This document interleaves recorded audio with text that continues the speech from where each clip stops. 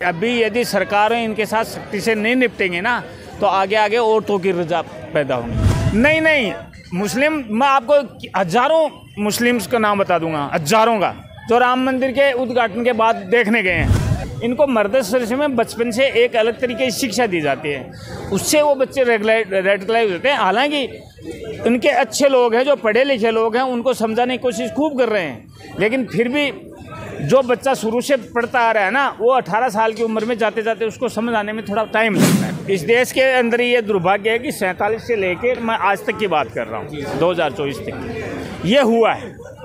इससे कोई भी पार्टी अछूती नहीं है। नमस्कार, मैं हूं लवकांत सिंह, आप देख रहे हैं हिंदुस्तान पोस्ट। अभी आपने देखा चुनाव जैसे जैसे करीब आ रहा है, लोगों के जो बोल हैं वो बिगड़ते जा रहे हैं। अभी उत्तर प्रदेश में मौलाना तौकीर रज़ा ने बयान दिया कि जो हमें बुलडोज़र दिखाएगा हम उसे जान से मार देंगे। इस डायलॉग्स को हम किस तरीके से देखें, इसी पर आज आम लोगों से बातचीत करेंगे जो राजनीतिक का समझ भी रखते हैं, प्लस राजनीति के अलावा वो देश की भी समझ रखते हैं। अनुभव उनको अपने जीवन से भी हो रखा है। आज उनसे पूछते हैं। हमारे बीच में है सर पुनिया साहब। सर, आपसे ये जानना चाहेंगे कि क्या चुनाव नज़दीक आने से नेताओं के बोल बिगड़ रहे हैं? अभी तौकीर रज़ा ने बयान दिया कि जो हमें बुलडोज़र दिखाएगा उसे हम जान से मार देंगे। अपने समर्थकों के साथ लोगों को लेके जाने लग गया, पुलिस ने रोक दिया।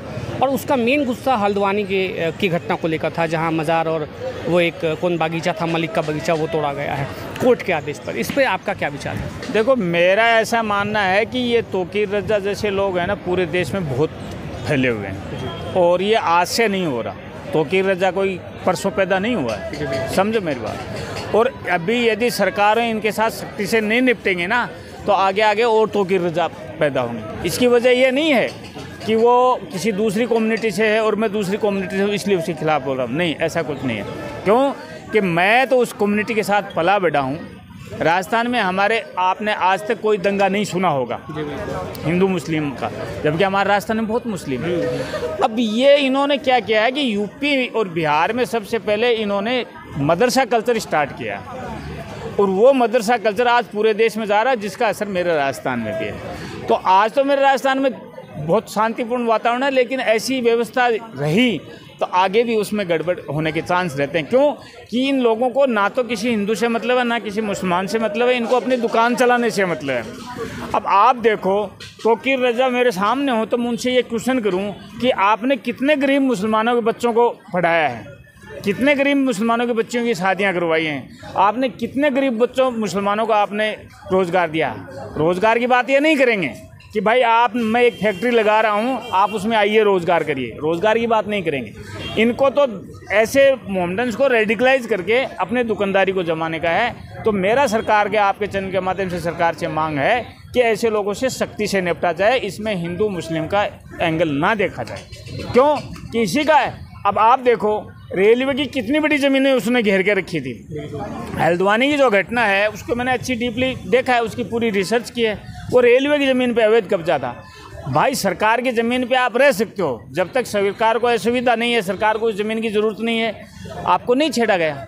लेकिन आज सरकार को उसकी ज़रूरत है। तो आपका कायदा क्या था कि अवैध चीज़ है, आप यहाँ बाइट ले रहे हो, एक सार्वजनिक जगह है, ये सरकार की जगह है ना। बिल्कुल। आपको सरकारी अधिकारी आगे बोले कि आप यहाँ नहीं काम कर सकते, तो आपको हटना चाहिए, आपका नैतिक दायित्व है।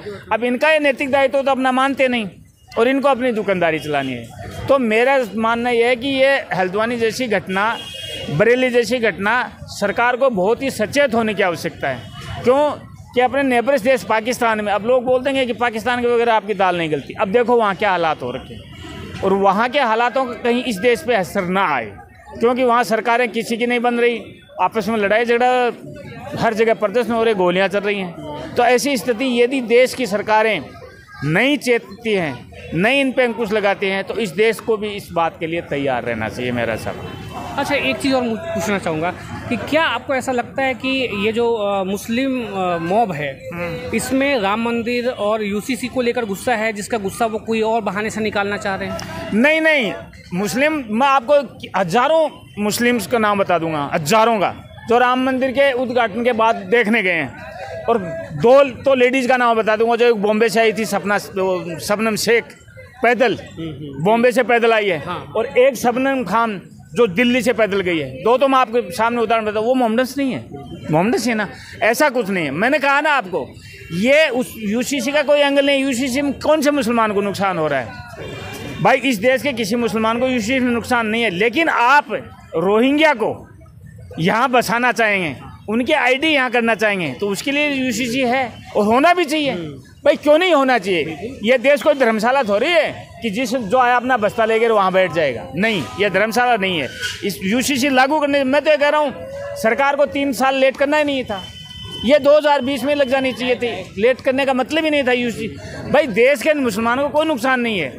कौन सा, मैं ये बताऊं, मैंने यूसीसी का पूरा ड्राफ्ट तो नहीं पढ़ा, लेकिन कुछ उसके आर्टिकल्स पढ़े हैं, उसमें कोई अच्छा है ही नहीं कि आपको किसी को भी नुकसान है। उसमें यह है कि अल्पसंख्यक जो नेबर्स हैं अपने, पाकिस्तान है, बांग्लादेश है, अफ़गानिस्तान है या और अरब कंट्रीज़ हैं, वहाँ जो दूसरी कम्युनिटीज़ मोहम्मदन्स के अलावा है, जिसमें जैन आ गए, हिंदू आ गए, पारसी आ गए, अब बताओ पारसी को भी दे रहे हैं, यहूदी को भी दे रहे हैं। यहूदी तो इस देश की पैदाइश नहीं है ना, उनको भी उसमें है कि आप आइए, तो उसमें ऐसा कुछ नहीं है। सिख हैं, उनको क्यों नहीं? मेरा कहने का मतलब है ये इनको बरगलाया जाता है, उसके साथ दिक्कत क्या है? टाइम लगता है। जी ये। और दूसरा एक और चीज़ है कि कहीं ना कहीं इस तरीके से समाज में फूट डालकर और एक तरीके से नेगेटिव माहौल बनाकर पॉलिटिकल पार्टीज इसी के बहाने अपना चुनावी रोटी सेकना चाहते हैं। नहीं, ये तो हमेशा हुआ। देखो, इस देश के अंदर ये दुर्भाग्य है कि 47 से लेकर मैं आज तक की बात कर रहा हूँ, 2024 तक ये हुआ है। इससे कोई भी पार्टी अछूती नहीं है। आप समझने की कोशिश करो, इससे कोई पार्टी अछूती नहीं है। मैं आपको आपके चैनल के माध्यम से बोल रहा हूँ। क्यों नहीं है? कि वोट की राजनीति ये एक ऐसी राजनीति है कि आप उसमें धर्म का एंगल डालोगे तो आपको उसमें फ़ायदा होने के चांस होंगे। ये सबके लिए लागू है। हाँ, ये हो सकता है कोई पार्टी कम कर रही है, कोई ज़्यादा कर रही है, लेकिन इससे कोई पार्टी भी बोल दे कि मैं अछूती हूँ, नहीं, ऐसा नहीं है जी। तो अभी आपने सुना, इन्होंने कहा कि कोई भी पार्टी ऐसी नहीं है जिन्होंने कभी धर्म के नाम पर राजनीति नहीं की होगी। तो आपके क्या विचार हैं? आप कमेंट बॉक्स में बता सकते हैं। जय हिंद।